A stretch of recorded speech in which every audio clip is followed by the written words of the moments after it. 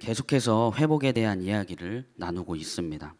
33장에서 하나님께서는 자신의 언약을 깨뜨리지 않고 지속시킨다는 것을 이야기하고 계십니다. 그리고 황폐해진 예루살렘에 임하게 될 회복의 역사를 여러 방면으로 자세하게 이야기하고 있습니다. 오늘 말씀은 아직 멸망하지 않았지만 회복하실 것을 말씀하십니다. 주님께서 약속하신 그 복된 약속을 이루어줄 그날이 오고 있다고 이야기하고 있습니다. 그리고 그때가 오면 이렇게 될 것이다 라고 이야기하고 계십니다. 오늘 말씀을 묵상하면서 주님께서 약속하신 그 복된 약속을 이루어줄 그날이 다가오고 있는데 그때가 오면 어떻게 되는지 함께 나누고 붙잡고 기도하고 싶습니다. 첫 번째로 한 의로운 가지를 주신다는 것을 붙잡게 되었습니다. 오늘 말씀 14절부터 15절을 보면 나 주의 말이다 보아라 내가 이스라엘 가문과 유다 가문에 약속한 그 복된 약속을 이루어줄 그날이 오고 있다. 그때 그 시각이 되면 한 의로운 가지를 다윗에게서 돋아나게 할 것이니 그가 세상의 공평과 정의를 실현할 것이다. 주님께서 약속한 그 복된 약속을 이루어줄 그날이 오고 있다고 이야기하면서 그때 그 시각이 되면 한 의로운 가지를 다윗에게서 돋아나게 하신다고 이야기하고 있습니다. 오늘 말씀에 나오는 한 의로운 가지는 바로 예수님을 이야기하고 있습니다. 오늘 말씀의 상황을 살펴보면 아직 바벨론으로부터 멸망하지 않았을 때입니다. 그런데 주님은 너희 심판당하게 될 것이고 심판당하면 회복하게 될 거야. 이렇게 말씀하셨을 때 그걸 듣는 예레미야나 백성들은 어떤 생각을 하게 되었을까 질문하게 되었습니다. 아마 대부분의 사람들은 멸망을 아예 당하지 않는 것을 원했을 것 같습니다. 저라도 그랬을 것 같습니다. 아니면 이 부분을 해결해 줄 사람이나 강력한 왕을 원했을 것 같습니다. 아니면 군대를 잘 조직하고 병력을 모으고 바벨론의 공격을 대비하는 방법을 강구했을 것 같습니다. 아니면 외교적으로 해결할 수 있는 방법을 찾았을 것 같습니다. 그런데 우리 주님은 어렵고 힘든 상황에서 해결해 줄 사람이나 강력한 왕을 보내주시는 것이 아니라 다른 방법이나 해결책을 주시는 것이 아니라 한 의로운 가지 예수님을 주신다고 말씀하고 계십니다. 오늘 말씀을 통해 우리가 붙잡고 싶은 것은 우리도 어렵고 힘들고 고난 가운데 있을 때 더 나은 환경과 상황을 모색하는 것이 아니라 돌파할 수 있는 방법을 찾는 것이 아니라 한 의로운 가지 예수님을 붙잡기 원합니다. 우리가 어렵고 힘들고 고난 가운데 있을 때 다른 것이 아니라 다른 방법을 찾는 것이 아니라 주님이 우리의 희망이 되어주시고 주님이 우리를 회복시키실 유일한 분임을 붙잡고 싶습니다. 우리가 고난 가운데 있을 때 한 의로운 가지 이 주님을 붙잡게 해주십시오. 첫 번째로 이렇게 붙잡고 기도하고 싶습니다. 1930년대 초에 미국은 심각한 대공황을 겪고 있었습니다.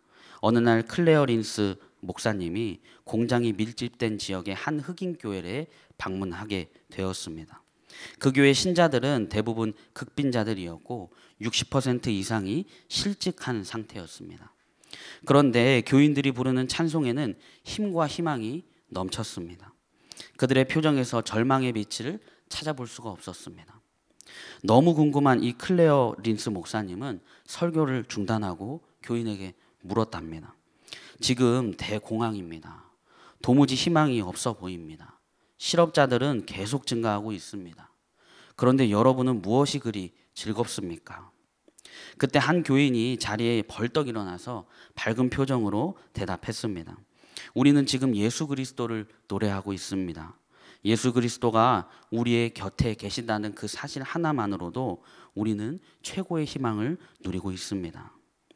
오늘 말씀에서 주님은 이스라엘이 지금 심판 앞에 있고 고난과 어려움 가운데 있을 때 그 고난과 어려움을 돌파할 수 있는 방법과 심판을 해결할 사람을 세우시는 것이 아니라 한 의로운 가지 예수님을 주신다고 말씀하고 계십니다. 우리에게도 마찬가지입니다.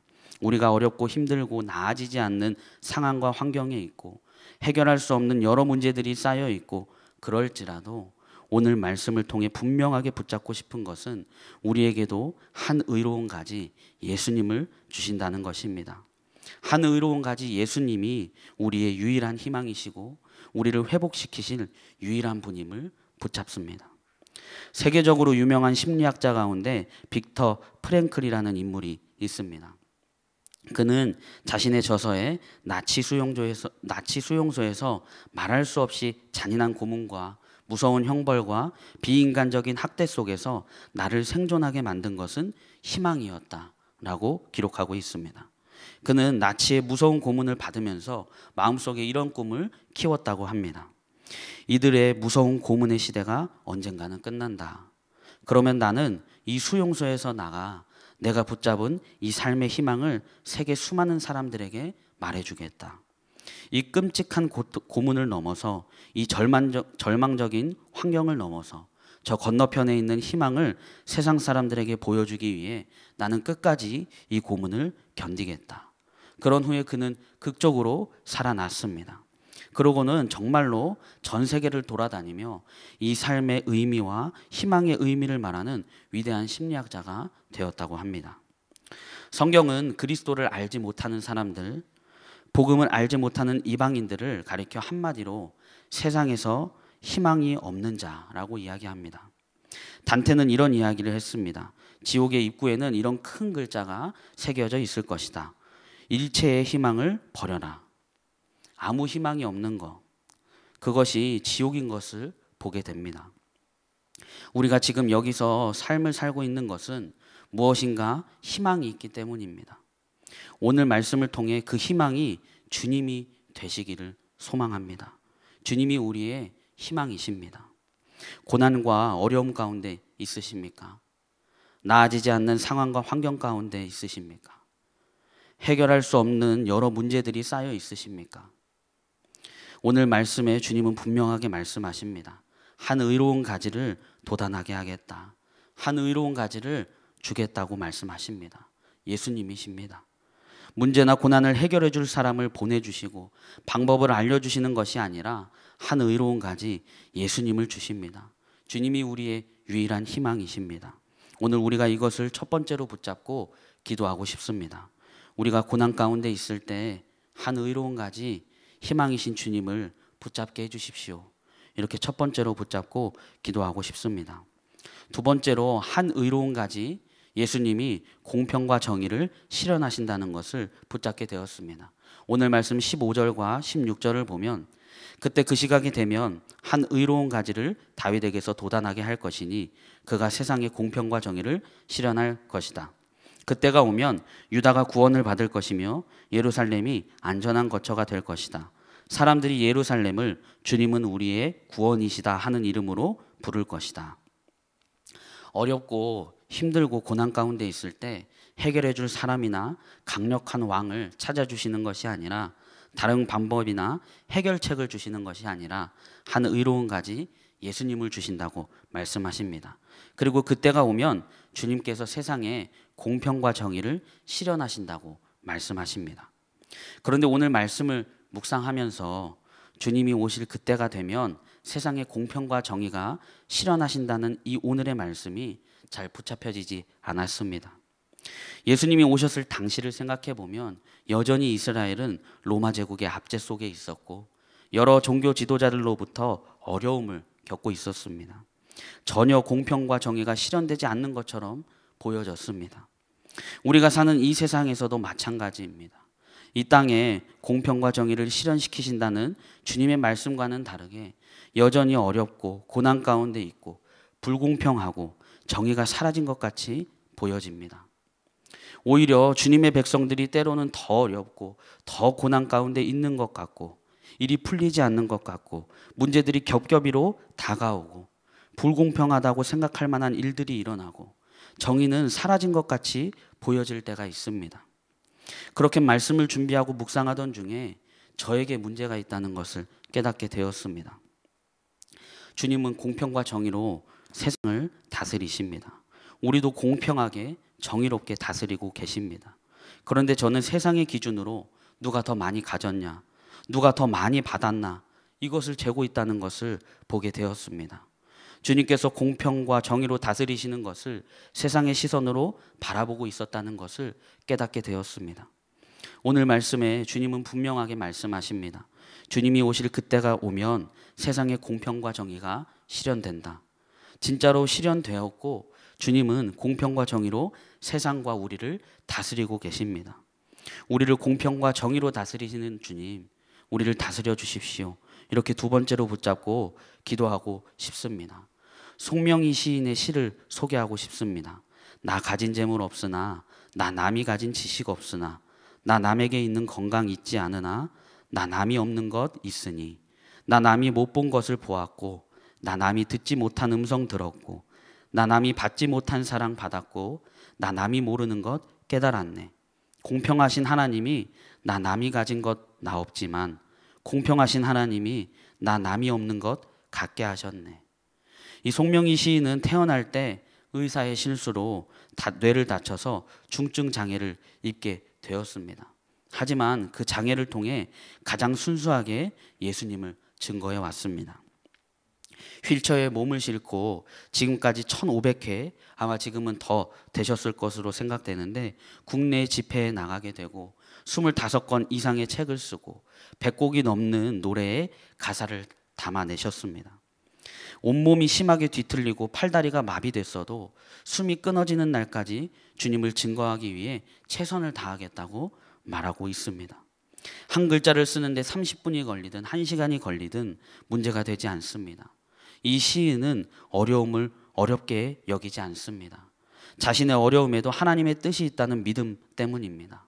수많은 사람들이 일그러진 모습으로 열심히 살아가는 이 시인을 통해 새 희망을 찾았습니다.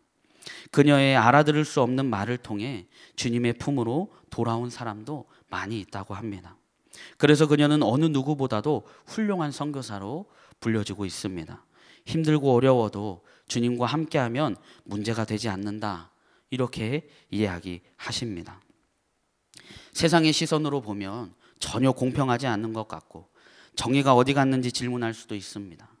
그런데 우리 주님은 공평과 정의로 세상을 다스리시고 우리를 다스리십니다. 우리를 공평과 정의로 다스리시는 주님을 우리가 바라보는 눈이 열린다면 우리는 더 이상 불공평하다, 정의가 없다라고 말할 수 없을 것입니다. 저는 키가 많이 작습니다. 키 크는 호르몬 주사도 정말 맞았었습니다. 몸에 좋다는 한약도 적지 않게 먹었습니다. 기도도 열심히 했습니다. 그런데 크지 않았습니다. 그런데 저 친구들은 주사도 안 맞고 한약도 안 먹는데 기도도 안 하는데 키가 날로 자랍니다. 그걸 보면서 저는 나는 사랑하지 않으시나? 나는 왜 이렇게 만드셨나? 이게 공평한 건가? 불평했던 적이 있었습니다. 그런데 주님의 사랑과 은혜를 알게 되고 나서부터 더 이상 키가 중요하지 않게 되었습니다. 주님께서 공평과 정의로 다스리시는 것을 알게 된 그날부터 더 이상 키가 중요하지 않게 되었습니다. 주님께서 저를 공평과 정의로 다스리신다는 것을 고백하게 됩니다. 세상이 보기에는, 세상의 시선으로 볼 때는 여전히 불공평하고 정의가 사라진 고난과 어려움 가운데 있을 때가 있습니다. 여전히 불공평하고 정의가 도저히 보이지 않는 상황과 환경 가운데 있을 때가 있습니다. 그런데 오늘 말씀에 주님은 분명하게 말씀하십니다. 그때가 오면 주님께서 세상에 공평과 정의를 실현하실 날이 온다고 말씀하십니다. 그때가 이미 왔습니다. 주님은 이미 2000년 전에 오셨습니다.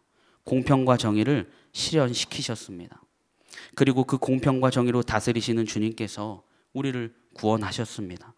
어제 부활주일로 우리가 함께 경험했고 주님은 우리의 구원이심을 우리가 어제 고백했습니다. 주님은 우리의 안전한 거처가 되어 주셨습니다. 가난한 자에게 복음을 주셨고 아픈 자를 고쳐 주셨고 포로된 자를 자유하게 하셨습니다. 오늘을 살아가는 우리는 우리를 공평과 정의로 다스리시는 주님을 붙잡기 원합니다. 우리를 구원하시고 우리의 안전한 거처가 되시는 그 주님을 의지하기 원합니다. 그리고 그 주님께 우리를 다스려 달라고 고백하고 기도하기 원합니다. 우리를 공평과 정의로 다스리시는 주님, 우리의 구원, 우리의 안전한 거처이신 주님, 우리를 다스려 주십시오. 오늘 이 말씀이 우리 삶의 실제가 되게 해 주십시오. 이렇게 두 번째로 붙잡고 기도하고 싶습니다. 오늘 두 가지를 나누었습니다. 회복을 이야기하시는 하나님께서 한 의로운 가지 예수님이 오실 것을 약속하십니다. 힘들고 어려울 때 그것을 돌파하는 방법이나 그것을 해결할 수 있는 사람을 찾아주시는 것이 아니라 한 의로운 가지 주님을 주시겠다고 말씀하십니다. 그리고 그 주님께서 공평과 정의로 다스리신다고 말씀하십니다. 그리고 그분이 우리를 구원하시고 우리의 안전한 거처가 되어주신다고 말씀하십니다. 세상의 시선으로 볼 때 여전히 불공평하고 정의가 사라진 것처럼 보여도 우리가 여전히 고난과 어려움 가운데 있어도 주님은 우리의 구원자이시고 우리를 구원하셨습니다. 주님만이 세상의 공평과 정의로 다스리십니다. 주님만이 우리의 유일한 희망이십니다. 오늘 이것을 붙잡고 두 번 나눠서 기도하고 싶습니다. 첫 번째로 우리가 고난 가운데 있을 때 우리의 희망이신 주님을 붙잡게 해주십시오. 우리가 어렵고 힘들고 고난 가운데 있을 때 주님은 어떠한 방법이나 해결할 수 있는 사람을 찾아주시거나 하지 않으십니다. 한 의로운 가지 예수님을 보내주십니다. 예수님이 우리의 유일한 희망이십니다. 오늘 이것을 붙잡고 함께 기도하겠습니다. 우리가 고난 가운데 있을 때 희망이신 주님을 붙잡게 해주십시오. 이렇게 첫 번째로 함께 기도하겠습니다. 사랑의 하나님, 이 시간 주님 앞에 기도합니다.